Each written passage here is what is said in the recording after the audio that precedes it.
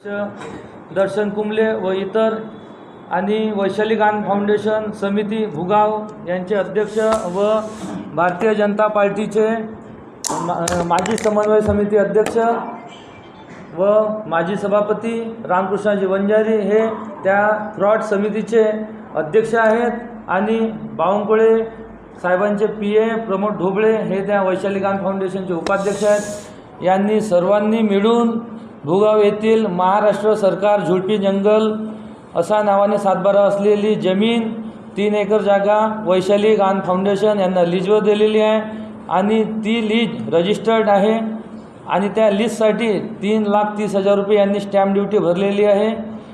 यांना कडक कारवाई झाली पाहिजे आणि यांच्यावर गुन्हा दाखल करून यांना अटक झाली पाहिजे अशी भुगाववासियांची मागणी आहे।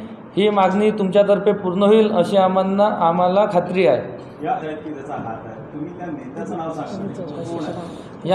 यामध्ये जे आपल्याला माहिती झाले हे भाजपाचे असलेले नेते, समन्वय समितीचे अध्यक्ष राहिलेले माजी सभापती कामठी तालुका रामकृष्णाजी वंजारी हे त्या समितीचे वैशाली गान फाउंडेशन म्हणून समिती आहे त्या समितीचे अध्यक्ष आहे आणि भुगावचे रहिवासी भुगावचे आहेत ते आणि चंद्रशेखरजी बावनकुळे महसूल मंत्री यांचे विजय सहाय्यक प्रमोद ढोबळे जे आता पण त्यांचे PA आहेत।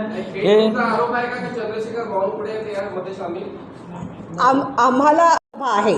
आम्ही असं नाही म्हणत त्यांनी केलं किंवा त्यांचा त्याच्यामध्ये हात आहे। आम्हाला अभिमान आहे की आमच्या क्षेत्राचे मंत्री महसूल मंत्री आहेत, परंतु महसूल मंत्र्यांच्या विधानसभेमध्ये जर असे प्रकरण होत असतील तर मग महाराष्ट्राच्या रेवणीच्या जागा सुरक्षित आहेत का, हा प्रश्न आहे। आणि मग ज्या प्रकारे त्यांच्याकडून अपेक्षा आहे की त्वरित कारवाई झाली पाहिजे, तर महसूल मंत्री असल्यामुळे या सर्व लोकांवर कारवाई होणार आहे का, त्यांना अटक केल्या जाणार आहे का?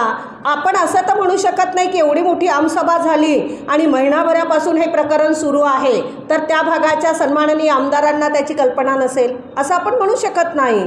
मग खऱ्या अर्थाने न्यायाची भूमिका बावनकुळे साहेबांनी घेणार आहेत का, घेतली आहे का, हे प्रश्न आमचे आहेत आणि त्याचं उत्तर त्यांनी खऱ्या अर्थाने निकाल देऊन द्यावं। त्यांच्यापर्यंत गेले होते का तुम्ही हा प्रकरण घेऊन किंवा त्यांना निवेदन वगैरे दिलं आहे का? आम्ही त्यांच्यापर्यंत हे प्रकरण घेऊन गेलेलो नाहीत, पण ज्या दिवशी आमसभा झाली एवढी मोठी तर बावनकुळे साहेब हे कुशल राजकारणी आहेत, त्यामुळे त्यांना या सगळ्या बाबी कळाल्यात।